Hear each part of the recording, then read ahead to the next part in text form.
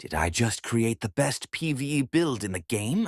If you want to kill bosses really quickly, if you want to do investigations really quickly, if you want to do missions really quickly, if you want to do a ton of damage to Santa Claus to get all of the new limited time drops, this build might just be for you because it does so much damage. Now, this is free to play friendly, but the main thing that I recommend for you guys to really just understand is to get huge AoE and high damaging moves. So I have a tier list that I created and improved from my last video on the current PvE tier list, so I'll put it on the screen. Basically, what I would prefer for you guys to have is anything A and above. Now, we're going to go ahead and start with strength. The first thing that I recommend you guys getting here is, of course, Rib Breaker. I recommend you guys going down the technique tree up to at least technique 4. Focus is what allows you to do more Black Flash damage and allows you to proc passives for Black Flash. So of course, max the Black Flash proficiency, go all the way down the skill tree and get the Sparks of Black Flash. This is really OP because you have different variants that apply debuffs, and also once you hit 3 in a row, you'll do a 4th Black Flash that deals an extra 2,000 to 3,000 damage with this build, so it's very overpowered. Right here is probably the best PvE build that consistently does damage in the game against bosses and NPCs, and let me explain to you how you could get it. So the first accessory that we have is the Eyes of Bloodthirst. Now for the outerwear, we have the Cloak of Inferno. You could get this from Jogo. It is a special grade drop. Now for the shirt, we have the Violet Patterned Haori. Now for the pants, we have the Demonic Toby. It's a special grade drop from Sukuna, the final boss in the game. And then finally, the ring that we want to have is the Rotten Ring. Rough gives you more damage for your heavies. You do 1 second of bleed, and you have a little bit of knockback, but the main thing is the damage and the bleed. So when you do apply Rib Breaker, at least you're able to do a lot more damage than before. Now, the only one you want to get is the Black Flash Arms. The Black Flash Arms is the best awakening in the game because if you're running a Black Flash build, you deal an additional 8% more damage, and that is a ton when you put it into perspective.